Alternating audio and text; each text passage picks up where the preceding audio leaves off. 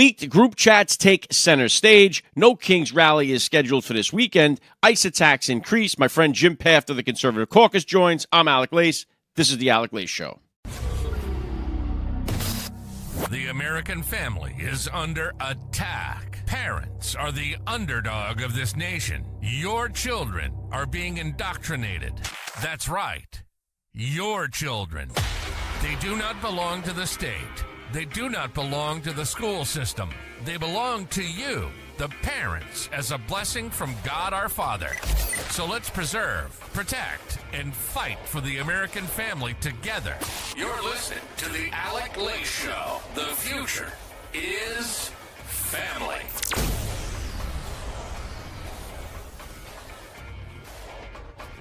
All right, welcome everybody to the AlecLace Show. I'm happy and honored as always to be here with you guys. Thank you for tuning in. If you're watching the program as it streams live on Rumble, please get down there, hit the share button. Let's get as many people into the live broadcast as possible. The right thing trending right now is the young Republicans group chat messages that were exposed somehow, leaked to Politico. So they have kind of gone viral all over the place on X, especially yesterday, particularly on X. So we're going to cover all that. I'm going to get into the No Kings rally, the ICE attacks, the government shutdown with my friend Jim Pfaff from the Conservative Caucus. He's going to join me in just a little bit. But I wanted to hit this story first. The Democrats have been all over this story. Here are some of the texts that they are pointing to from the young Republicans. So this is a group of, young Republicans, obviously, self-explanatory there. And even J.D. Vance, the vice president, came out and, talked about this and kind of dismissed it to the fact that these are people that are having a private message on their phones, text messaging with one another. And here's what it is. This is more... they call it racist, anti-Semitic is what they have revealed in these messages. I'll put some of the text messages on the board. I'll read some of them I won't because I may get censored on wherever I post this, but the ones are like, great, I love Hitler. It looks like they're using the possibly the N-word in here somewhere. They love the watermelon people. They use gay slurs. They use black slurs. I'd go to the zoo if I wanted to watch a monkey play ball. And so, they key on the one, great, I love Hitler, because they're so, they want to make sure that that they're Hitlerites.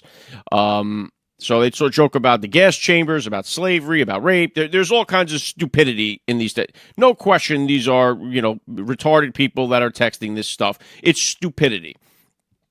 And they try to make it sound like this is how all Republicans are based on this group chat from these young Republicans who, it's in a private chat. One of them's trying to outdo the other. They're trying to be funny. They're trying to be, as shocking as they can be. Is it something that you could condone and get behind? No, but it's not public. It's not something that was ever meant for the public. It's people that are chatting on a group chat. And so the Democrats have seized this thing. So if this were the case, I would imagine God knows what's in some of the chat rooms you would see on some of these, from some of these Democrats if they got exposed. But one that we did see get exposed was actually a Virginia Attorney General candidate, this guy Jay Jones, who is running for Attorney General and likely to win. He's got good polling. Here's his private message, text message exchange, where he talks about killing Republicans and their families. So a little bit of a different tone here.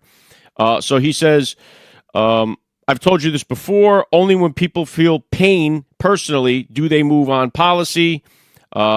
He's talking about a Republican saying, I do think Todd and Jennifer are evil and that they're breeding little fascists. Yes. If those guys die before me, I will go to their funerals and piss on their graves. Send them awash in something. 3 people, 2 bullets. Gilbert, Hitler, and Pol Pot. Gilbert gets 2 bullets to the head. Spoiler, put Gilbert in the crew with 2 of the worst people and he receives both bullets every time. So this guy's talking about killing Republicans, pissing on their graves.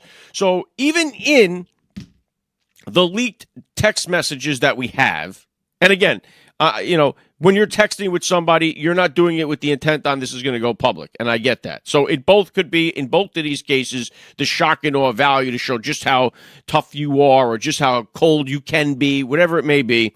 You're not intending it to be out there in public. And that goes for both the young Republicans and this Jay Jones guy. But even in these leaked messages, the violence here is coming from the guy on the left. The guy on the left is talking about killing Republicans and pissing on their graves. Vast different than a bunch of people being sarcastic or joking about Hitler and Jews and black people and gay people. So there's the difference, I see. Even in those leaked text messages, which I don't agree with on either side of this, I think you should have the right to be able to text message people without it going public. But like I try to tell my children, be careful what you say on group chats in text messages. I went through this with one of my sons through high school. He's out of high school now, but I went through this in high school because we used to monitor his phone. We try to give our kids privacy as much as we can. But in the early stages of freshman year, so we're still trying to monitor. We pay for their phones. We want to see what the hell our kids are getting into, who they're hanging out with. So we will look through their messages to see what the hell is going on. And we came across some stuff. We were saying, whoa, some of this stuff is a little out there. And we told our kids, no matter, you think this is anybody that's in this group chat can screenshot what you are saying and post it online. And then you're cooked. Right? If you say something, even trying to be sarcastic, even trying to show people how, crazy you could be, or trying to show people, just like these young Republicans, because it's a group pack type of thing where, well, I'll show you how vicious I could be, or I'll show you how funny I could be. And it becomes a one-up thing. And then once you do that and someone takes a screenshot of it, you're finished. Because you don't know the context, the meaning of what you're saying. And again, I say the same thing goes for the Jay Jones guy. I don't think that you should be leaking private text messages between people, posting them online. I think that's dirty pool on either side.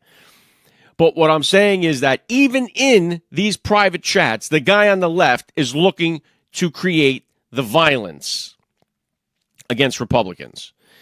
Okay, and so then the debate, goes between, this is what we're saying. This is who the GOP is. And then if you look, though, all you have to do is look at the public postings published with intent for people to read, and you could see the difference.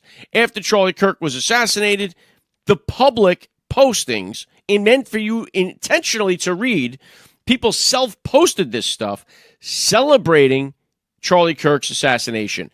They posted publicly calling out other GOP members or Republicans that they hoped to see get assassinated next.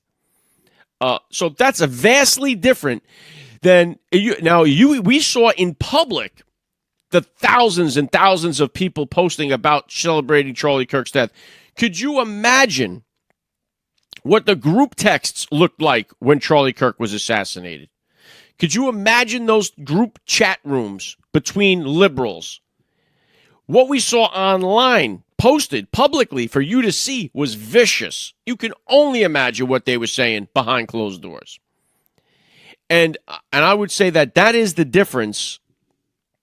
And here's my theory on this is just that the difference between conservative people and liberals when it comes to this. And I would say that, speaking for myself, like if I go into the Dunkin' Donuts or I go into a store or something and I'm waiting in line behind somebody that I could see as a clear liberal, whether they got the purple hair, they're wearing a, I'm with her shirt, or they got some kind of LGBT gear on, whatever it may be, you're easily identifiable as a liberal. My thoughts inside my head are a roll of the eyes and, oh, here we go. Look at this. And it's more of just like that. It's just a reaction to these people are crazy. They're out of their minds. They're lost. They're out of touch with reality. And that is the genuine thoughts that I have. I don't feel any hatred towards the person.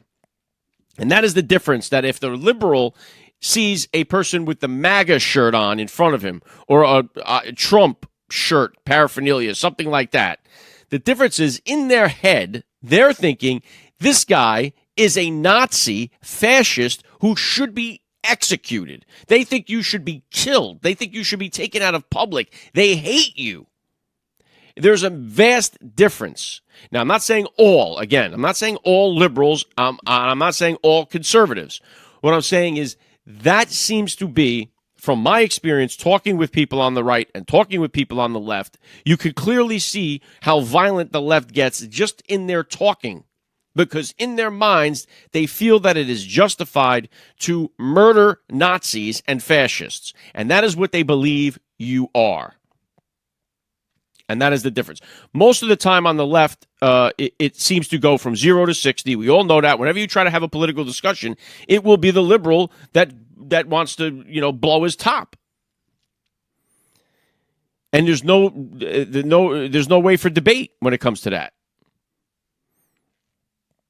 And this took center stage last night. They had a debate going on. Not debate. It was like a public forum. It was on News Nation. They had Chris Cuomo, Stephen A. Smith, and Bill O'Reilly there. They had some guests on there. They brought a liberal and a conservative out, and the guy Andrew Kovalet, or whatever his name may be, the guy that's running Charlie Kirk's show now, talking about left-wing, right-wing violence. Here's the clip. But if you look at any polls, according to CSIS, political violence overwhelmingly comes from the right. These mass shootings come from the right. And when it comes to the leaked text messages that came out 24 hours ago, I don't think it's fair to say there's an undercurrent just on the left. I know what you mean, but there's also an undercurrent on the right. There is something deep and dark boiling inside the GOP. The study you just cited didn't include things like the Tesla attacks that were against Elon Musk and Tesla. The study shows lethal deaths, lethal violence. Lethal violence comes disproportionately from the right. The Tesla attacks were not lethal. We can point to the Buffalo shooting, the El Paso supermarket. I let you talk. Yeah. Go ahead. Go ahead. Wow. All right. So there's a whole bunch. You tried to debunk my study, so. Is it your study? Did you do it? I did not do it. But what is your point, sir? My point is that time and time again, whether it's the Erin Burnett on CNN, God bless her, she tried to quote the same study. They didn't include a lot of what we would consider left-wing violence in that study. Okay, first of all. Second of all, my dear friend was just killed by left-wing violence, assassinated in cold blood. There has been how many ICE facilities that have been targeted?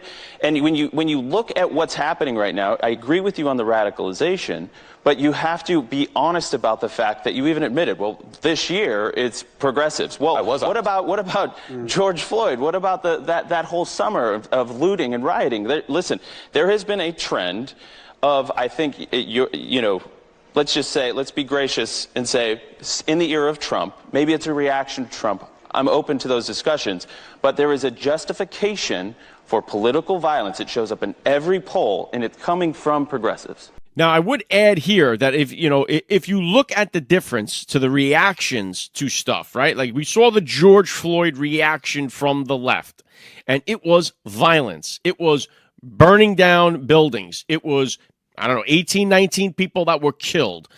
It was starting fires, creating havoc, destroying cars.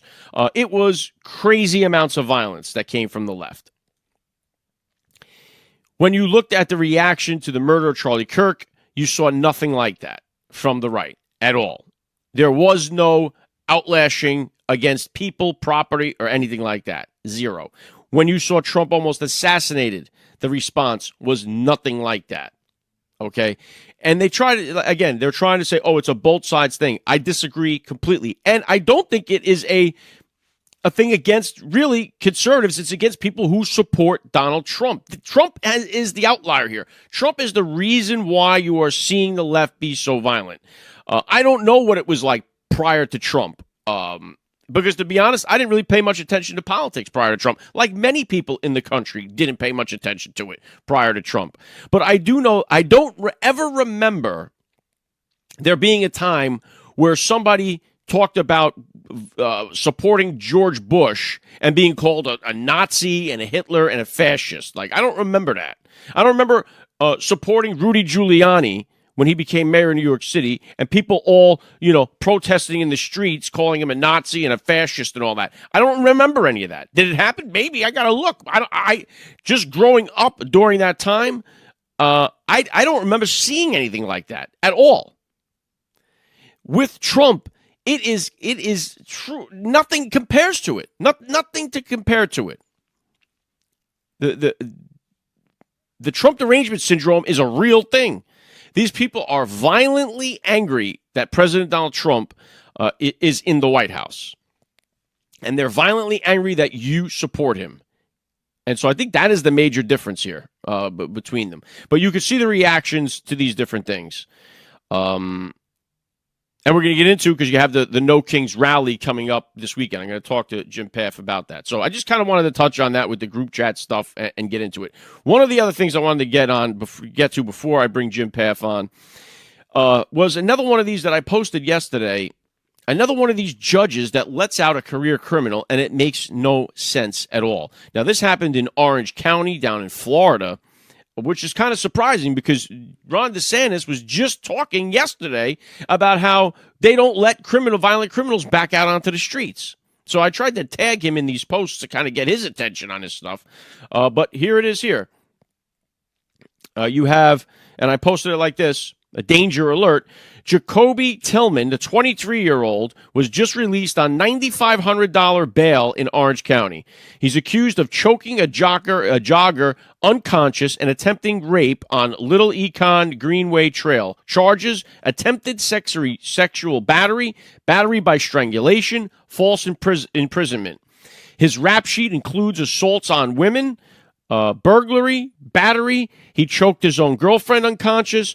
Prosecutors begged the judge to deny bond. The judge let him walk anyway. All right. Jacoby Tillman was charged with as I said, sexual battery, all these charges. The victim says that she was grabbed by the neck, blacked out, woke up with her shorts and underwear gone. What did Jacoby say in the affidavit? This is according to the affidavit. His words are, "I didn't rape the lady. I was trying to kill the lady, and I wanted to know what it was like to choke someone out." That's his statement in the affidavit, and the judge lets him back out onto the street with a warning. Don't you do this again. You better not do this again. The guy's got a history of it. He spent a year in a joint because of some violent burglary that he did. He's had prior arrests for assaulting women. One of the women that they was so scared to show up to the trial to put this guy away for longer that she didn't even go. This guy has been a violent offender, a career criminal. He's back out on the streets. And this is a guy that's got nothing to lose. He knows once he goes back after he's out on bond, when he goes back for this, he's going to go to prison. He's got priors. The witness is going, as far as we know, is going there, and he's going to be put away for this assault, this attack, this attempted rape. So he has nothing to lose now. He's an animal that's out there in the wild, and that is there are how many now women are walking around like Irina Zarutska right now? They're walking around. They could be your mom, your sister, your wife. They're walking around, and this animal, who we know is a violent person, who we know targets women, who we know strangles women, attempts to rape and murder women. This judge allowed this guy back out into the population. Now, that is why she should have to sign a piece of paper or something that says, if this guy commits an act of violence, then the judge personally goes to prison for the crime. She is intentionally allowing this. She knows what this guy just did. You could read his affidavit and see his own words. You could see his rap sheet. This is a dangerous person. And you're putting him out there, and everyone's walking around. How many people are walking by this guy, have no idea who he is? Just like Irina Zarutska sat on that train, sat in front of that guy, had no idea who he was. Next thing, she's gone. Guy that's prior arrested, he's out on no cash bail, that guy. It's not like they wear a sign, and because it's a black guy, if you do avoid the person, if you do say, well, I'm not going to sit next to that, you're a racist. This is a dangerous setup, and I'm surprised to see it in Florida happening with this judge. Now, this judge was appointed, I think many years ago by Rick Scott, who was the Republican governor at the time. But Republican appointed or not, these judges are insane. And their number one job should be to protect the public, to protect the citizens. And that's not what they're doing here. mean, this makes you want to really scream when you see stuff like this. There's no accountability from these judges that are doing this. Now, of course, we blame the criminal, but when you're a judge and this comes before you, there's no way you can let this guy back out there. And it's, don't you violate this or I'll throw you back in the slammer. No, if he violates it, you should be in the slammer. All you need now is this guy to go and strangle some other girl, and it's never should have happened. And it seems the likelihood for this guy to do it again is extremely high. This is why the prosecutors were begging the judge to not grant this guy any bail. All right, so we're going to get into more of this. I want to get into the No Kings rally coming up, the attacks on ICE, the government shutdown. We're going to get into that and more with my friend Jim Pfaff, the president of the Conservative Caucus. He joins us now. Hi, I'm Emily, and I'm at the White House with my dad, and you're watching The AlecLace Show. You're listening to the AlecLace Show. The future is family. All right, joining me now, Jim Pfaff. Welcome back to the AlecLace Show. Hey, good to be with you, Alec. Always good to see you. A lot going on, as always. Political news cycle moves at lightning speed. This weekend, we got the Democrats having another one of these No Kings rallies, No Kings protests.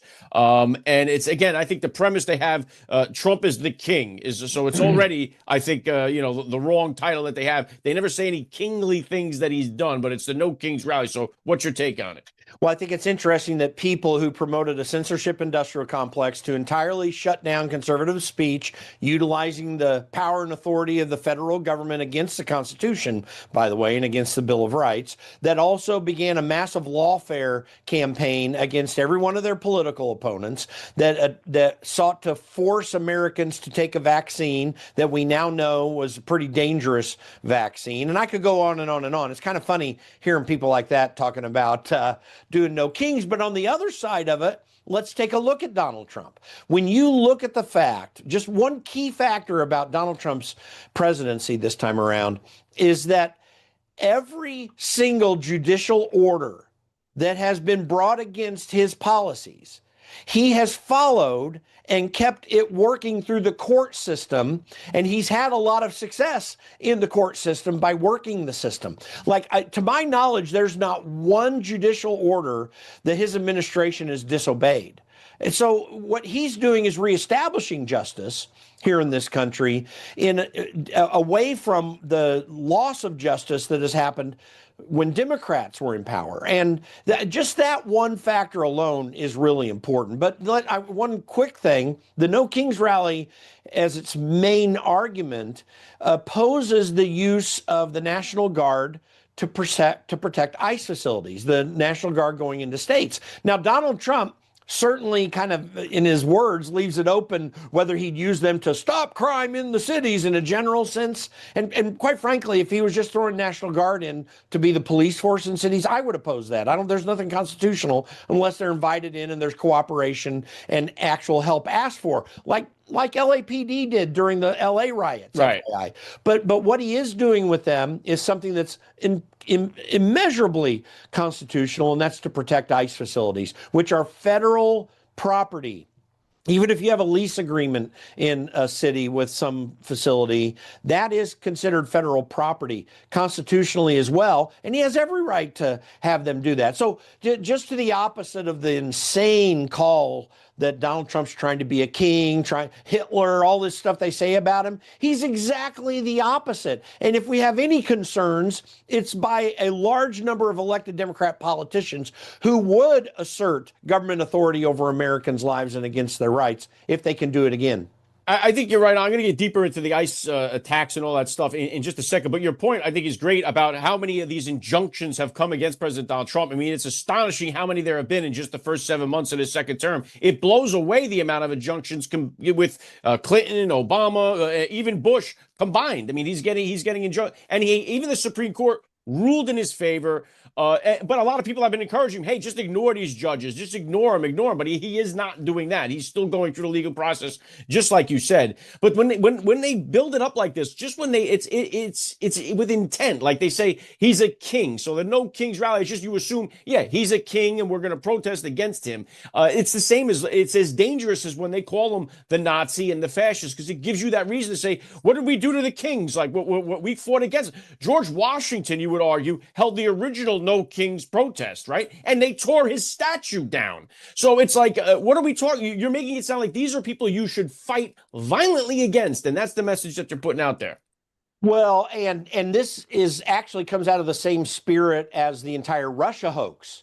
I mean, when Donald Trump got elected, you had a collective freak out here in Washington, D.C. about what Donald Trump would do. And as I had been arguing leading up to that, when Donald Trump gets elected, he's going to kick over all the trash cans in Washington, the ones that I saw that were sitting there with festering trash, that he was going to kick it over and show the American people exactly what's going on. And he has done that. But they're not just doing protests like this No Kings thing. They're encouraging violent action around the country. And make no mistake, and I'm not going to hold back on this because it's the fact, Democrats are promoting the violence that is in the streets. And for all those who say there's no such thing as Antifa, just ask Andy No. Just ask my friend Nick Sorter. Nick Sorter's like a son to Myra and me. I mean, we're really close friends with him. Just ask what he's going through. Our national field director, Chad Caton, was there helping protect Nick in Portland.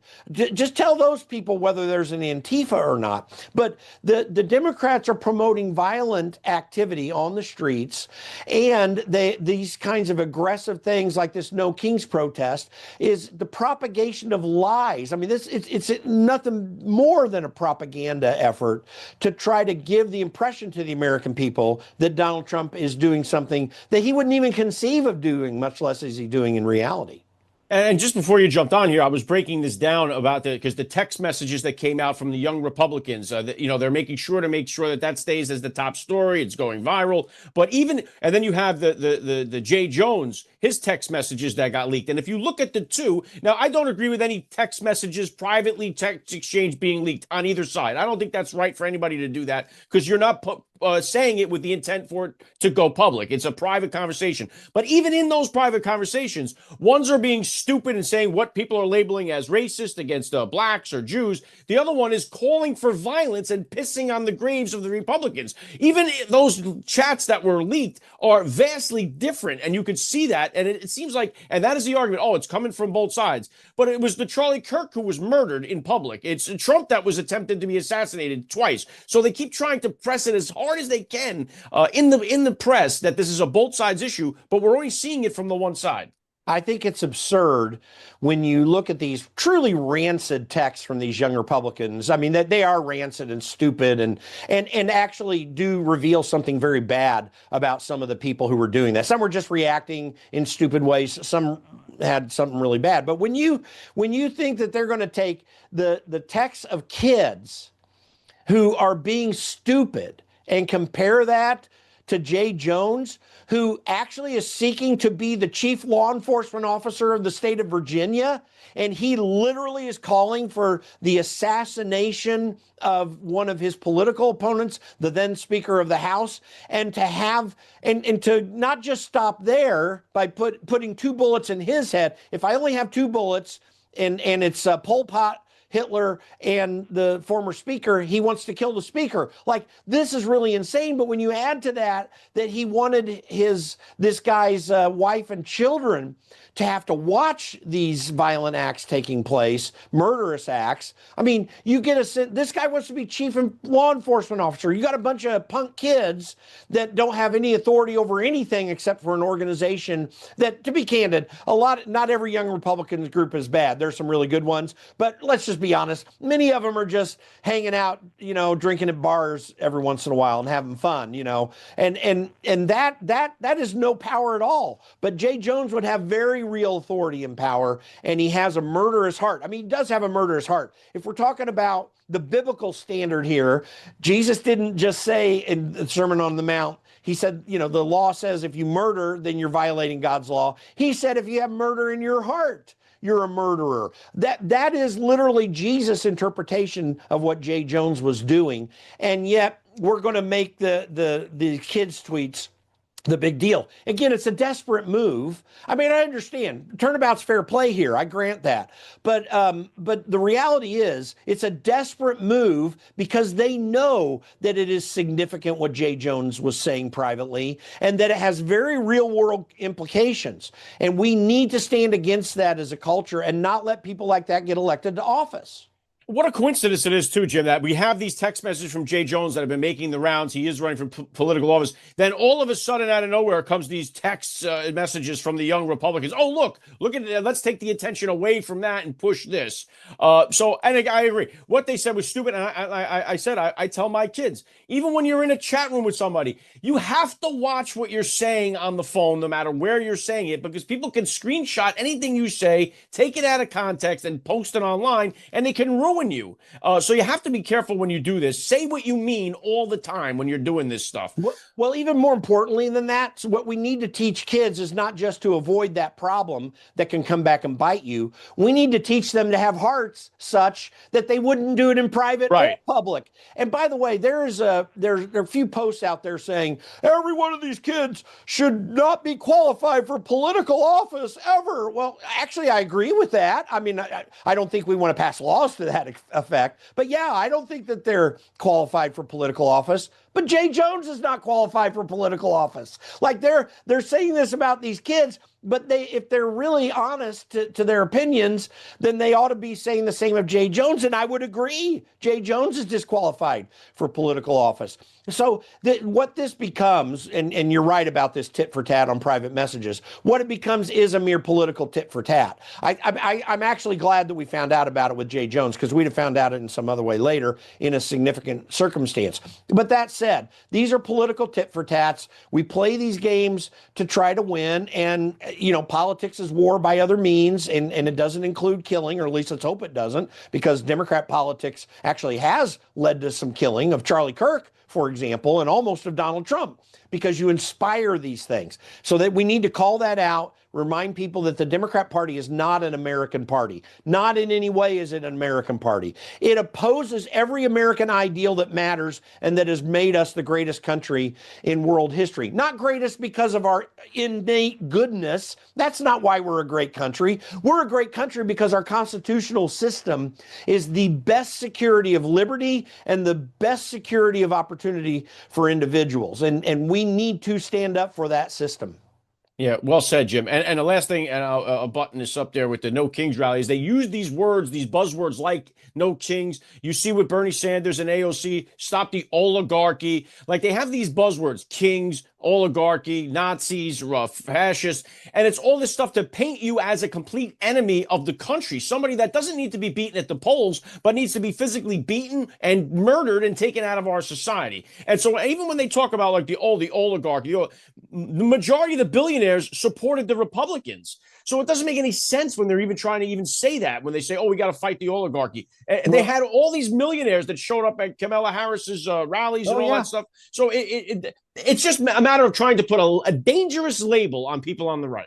Well, Robert F. Kennedy Jr. rightly called out not just Bernie Sanders, but Elizabeth Warren and a few of these other senators in recent hearings that he's been on, who receive hundreds of thousands of dollars from the pharmaceutical company. Listen, the problem of oligarchy and corporatism is a bipartisan problem. It really is a bipartisan problem. Presently, Democrats get the most benefit from that, but it is a bipartisan problem. We need a government that could never have enough power to give corporate interests any power over large corporate interests, any power over other business interests. So that's just a general discussion of what we need to change in government. But Democrats are most guilty of oligarchical measures right now. I mean, they set up they attempted to set up an entire censorship regime within the Department of Homeland Security. They were literally going to have an Orwellian speech code group put together in the Biden administration. That's an oligarchical thing that's taking place. I don't even want to hear Democrats try to make an argument, or independent leftists like Bernie Sanders try to make the argument about oligarchy. You guys are feeding the oligarchical system. You're as much oligarchs as anybody else. Get off of our backs and go back to constitutional levels of government, and then we don't have to worry about any of this. We don't even have to talk about it if we just followed Article 1, Section 8 of the Constitution, because Congress would have such useless power except military power to protect the government, the country. And that's all it should be anyway. You guys are our problem. Yeah, I remember the Ministry of Truth that they were putting in there. I remember all that. And again, I still think when they try to, when the Democrats frame it as, the rich against the rich, they're not talking about like we would think like the rich, okay, Elon Musk and Jeff Bezos, like these are the rich. They're talking about regular working class Americans that are working, that own a home, that own a car. They hate you for that. They think you don't deserve to have the house, the car, the family. You should be giving that to all these people that aren't doing anything for it. And we're already doing that through the welfare system and through the WIC programs and all that stuff. But they seem to, it's more of an attack against people that are trying to be successful, trying to create something, people that own businesses. They hate all of you for doing that. And that's what it seems to me. It's not so much as against all the multimillionaires like the football players and the baseball players. It's against the guys that are working hard, creating something, creating wealth, and they hate you for it. Well, if you think about it right now, all the Elon Musk types are flocking Donald Trump's direction right now. And why is that?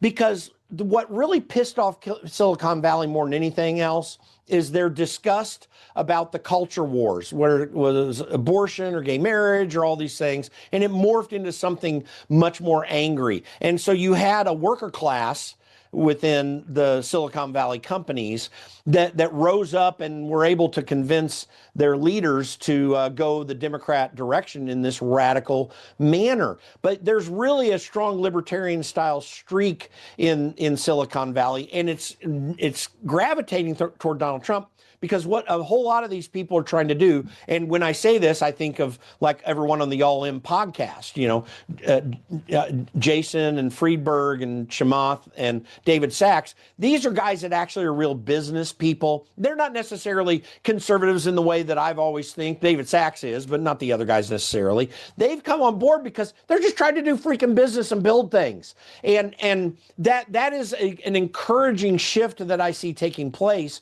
that I think Democrats have lost by and large. You still have some of your holdouts in Silicon Valley, but by and large, they've lost that crew as well, because these were typically more libertarian-minded people who are fantastic businessmen. Listen, I had a dad that had a very large business. I lived and breathed that growing up. When I listened to Chamath and David Sachs and even Jason and David Friedberg talk, I hear guys that actually do understand business, actually are trying to build things of worth and value. And you can agree or disagree with them, whatever you want.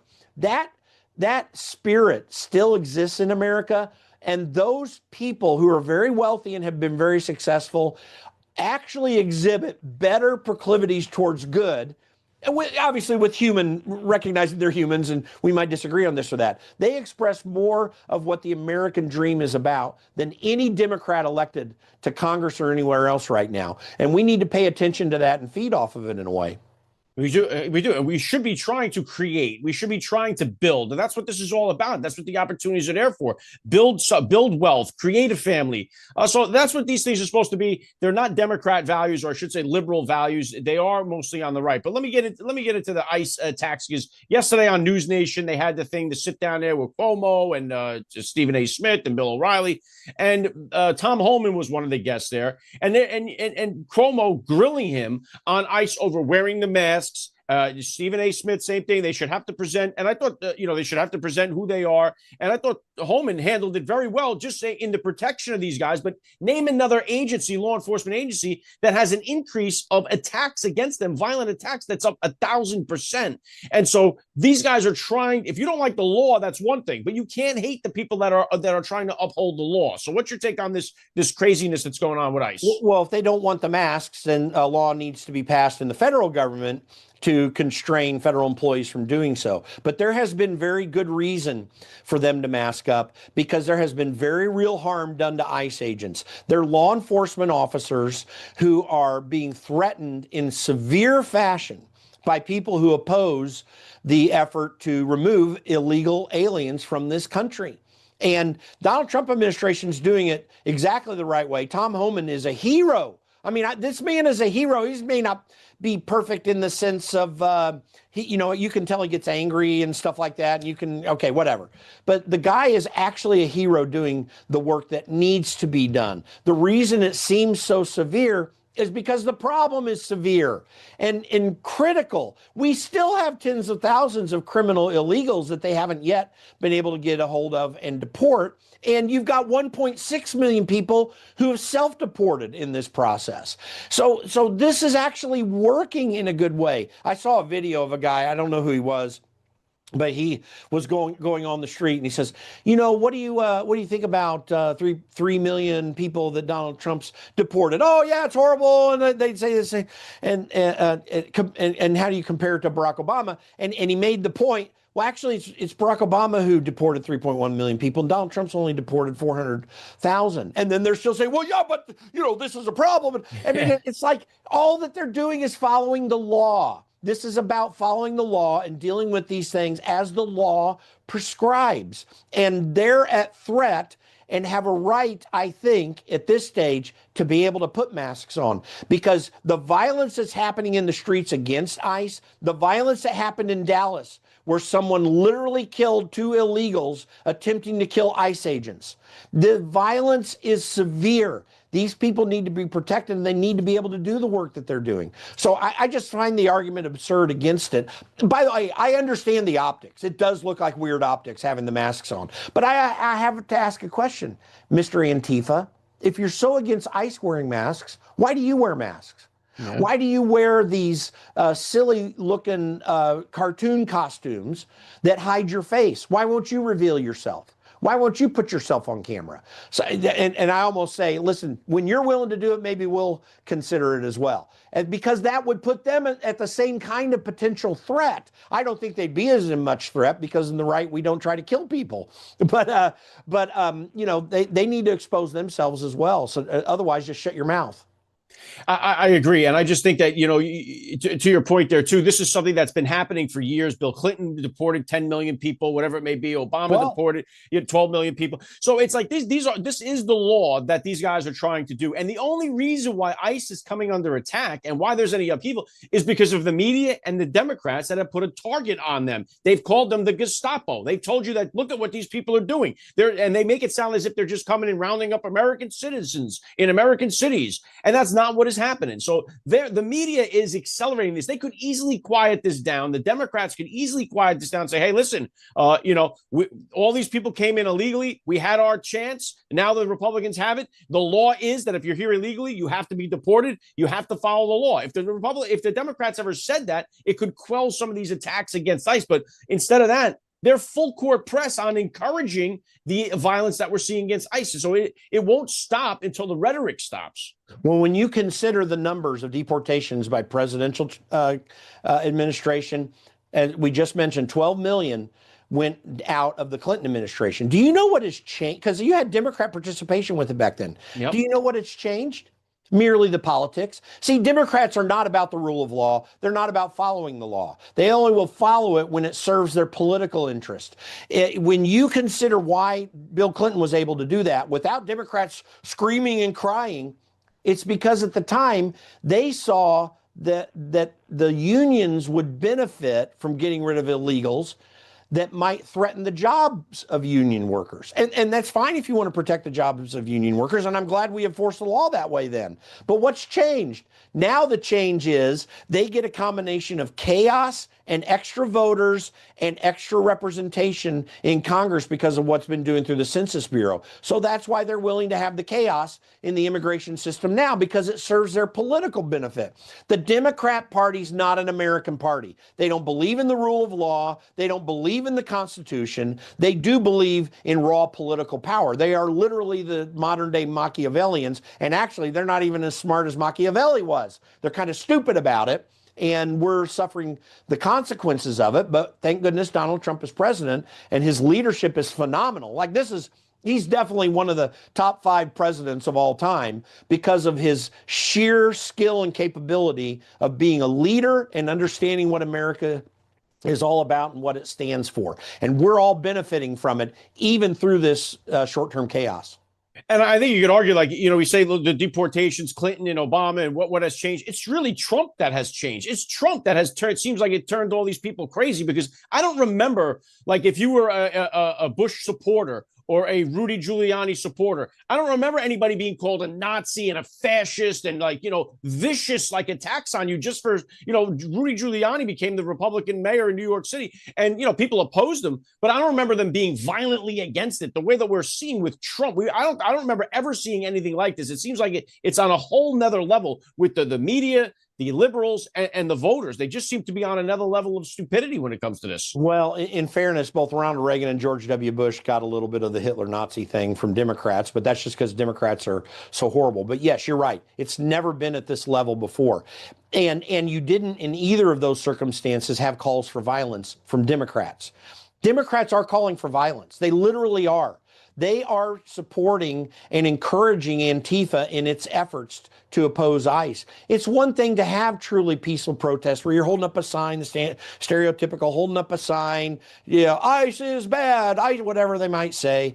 I mean, that would be one thing, and that'd be a whole lot different. That is not what's going on here. They are encouraging violent protests. These are not peaceful protests. Even the one, and by the way, many of the ones, assuming there really are a lot of people this weekend for the No Kings rally, which I'm yet to see, and it may happen, maybe it'll materialize, but how much of that is not going to be violent? I mean, there's going to be some violence that's going to break out somewhere in those things, however they've organized it. And again, I'm waiting to see how big it actually really is. Yeah, well, the last time they had the No Kings rally, one of the guys that had the No Kings flyer in his car is the one that murdered Melissa Hortman, the Democrat up in Minnesota. So who knows how it's going to go. And there's also a $50,000 bounty on ICE officers coming from Mexican cartels, which is another thing that could create havoc, because you have illegals here looking to get a $50,000 take and then get the hell out of the country. That could set up a very bad situation as well, because you got people with nothing, feel like they have nothing to lose, and they have an opportunity for a $50K bonus. That's right. That's exactly right. Listen,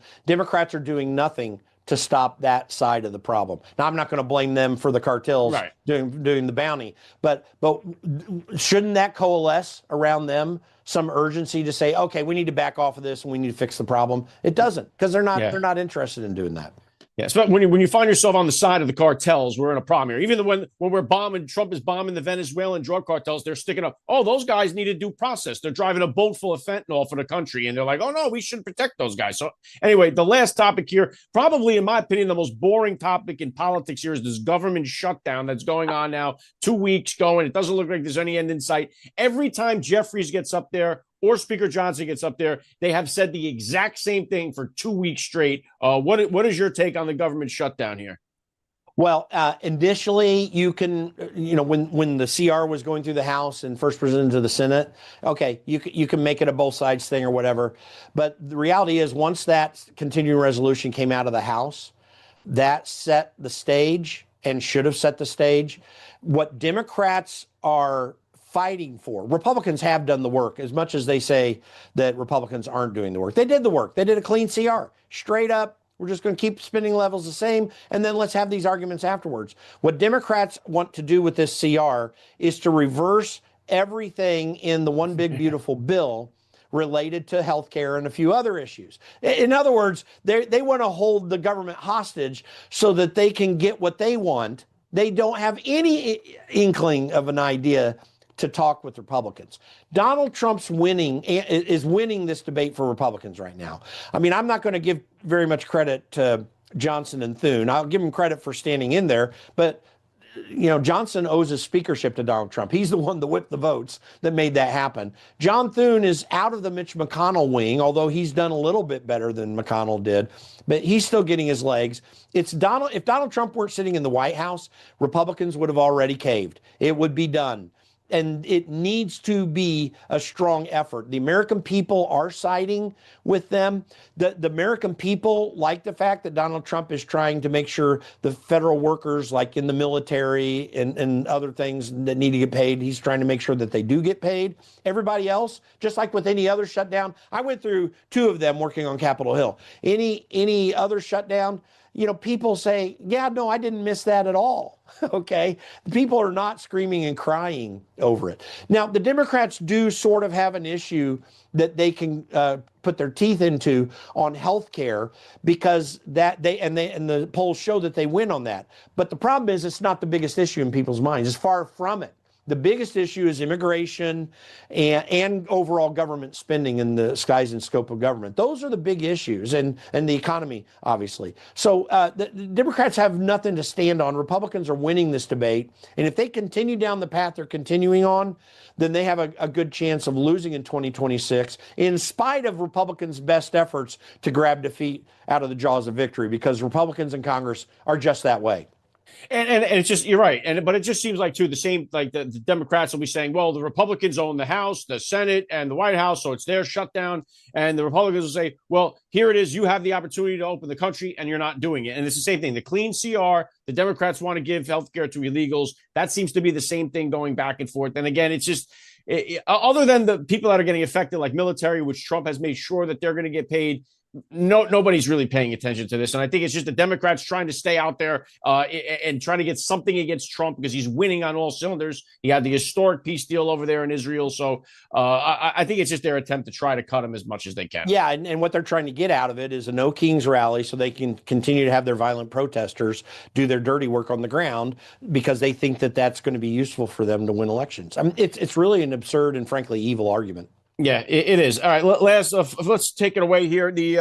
Obviously everyone's eyes are on the midterms, but we have this election right in front of us in just a couple of weeks here. So what kind of races are you keying on? Look, I know I'm here in Jersey. I'm praying to God we get Chitterelli in there, but any races that you're keen on, and what are you working on over there in the Conservative Caucus? Well, we're still taking a look at what's going to be happening in 2020, and obviously all the key Senate races will be involved with in some way. We're putting together our bus tour that we're going to run all over the country next year, and we're going to work on voter registration, and obviously looking to be in every state where we have a state director, expanding our state outreach and taking a look at targeted areas of the country we hope to see change come in. But in terms of the two big races right now are Chitterelli and Winsome Earl Sears in Virginia. I honestly wish I could predict that Winsome Earl Sears is going to win. There is definitely a movement in her direction right now because of the Jay Jones issue, and because Abigail Spanberger looked like an idiot on that debate stage, not saying anything. And I think that gets to voters, the ones it energizes voters against her that might not come out, but it also puts some question in her base of support. In New Jersey, I am very hopeful that Chitterelli pulls this off. I have to say, and by the way, he's a little bit moderate in some areas that bother me. I mean, that's just a reality. But he is doing a fantastic job as a campaigner right now. He has effectively taken control of the issues that needed to be put at the top of things. My understanding is I think Kellyanne Conway is an advisor to that campaign, so that doesn't surprise me. My friend Kellyanne Conway is fantastic. He's running a good campaign, and I actually think has a chance to win. There was a Quinnipiac poll that had him down 6.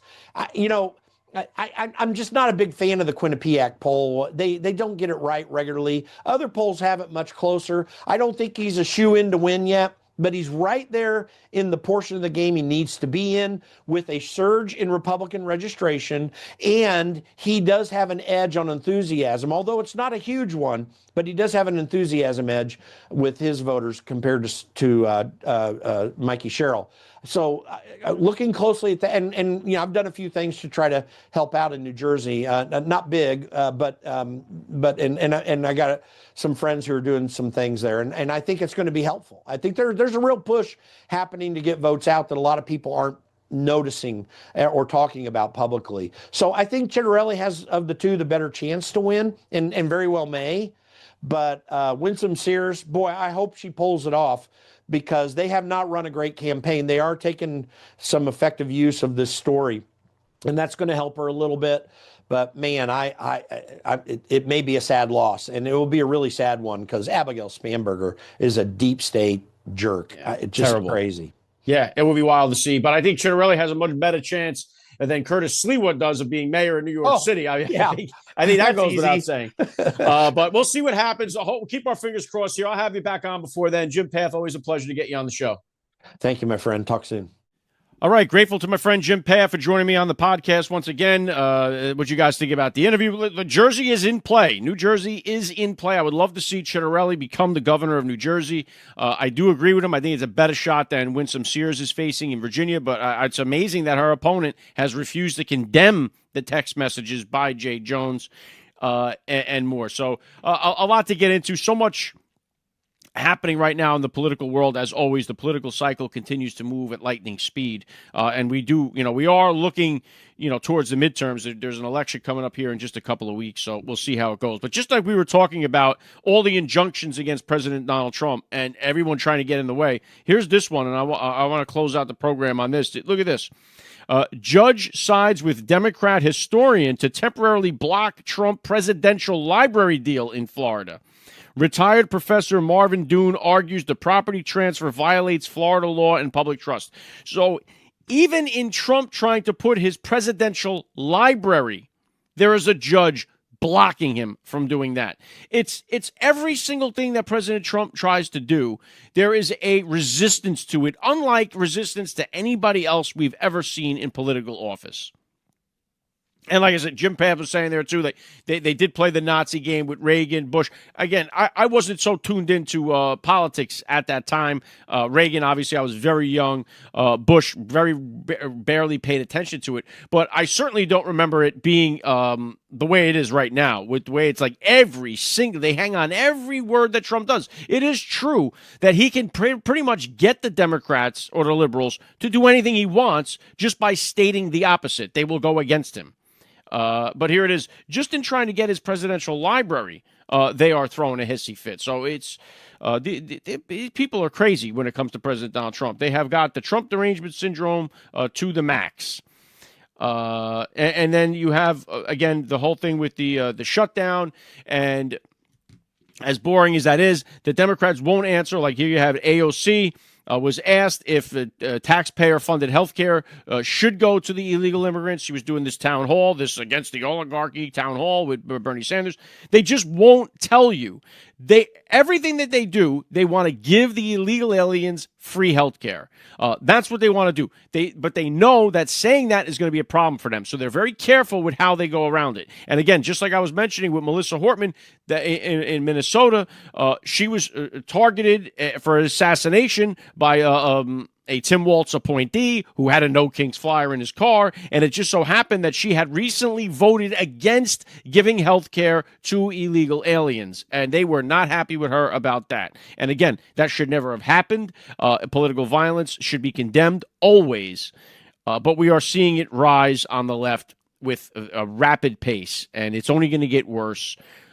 Because these people are just insane. I mean, that's really all there is to it. So anyway, that's kind of the breakdown I had for you guys. I know there's a lot more stuff to get to.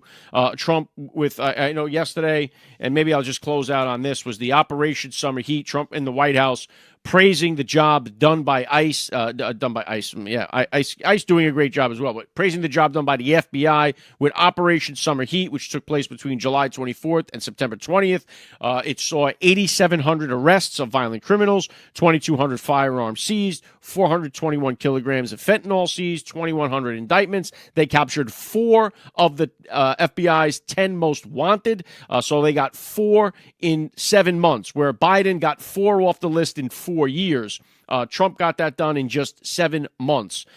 Pam Bondi was there to talk about, they've taken the handcuffs off the FBI agents and let them be cops. You had the Deputy AG, Todd Blanche, there talking about the arrests making our streets safer, and that the violent crime rate has dropped 20% as a result. The focus has been on targeting violent offenders, gang members, and drug traffickers. And they've also found 5,400 missing children. So it's been a success. Kash Patel needs that success. He needs a win because he has been totally getting hammered and annihilated, especially, forget about from the left because they're going to hate him no matter what he does, but from within the right. A lot of pressure on him, a lot of pressure on Pam Bondi. Those two need to really turn things around as we head into Trump's second year of his first term. We need to see more investigation, more stuff come out about Charlie Kirk's reverse assassination. We need more details to help kill some of these conspiracy theories that are out there, but also to get the truth about what happened. I know that the trial will be starting, and it will be public, and we will get the answer to many of those questions that we have. I think we also need to get the January 6th pipe bomber. We need to put a button on that. We need to figure that out and explain that, expose it, figure out who it was. We need more answers on January 6th because the Democrats have used that as their big, look at how violent Republicans can be, even though now we know that they had 275 plainclothes FBI agents in the crowd, along with Antifa that was dressing up like MAGA supporters in the crowd. So we need more transparency on what happened there to really crush the January 6th narrative. Obviously, we need answers on Epstein and that client list, which was handled poorly by the administration. It was in my opinion, the only real big knock that they had was the way that they rolled that all out.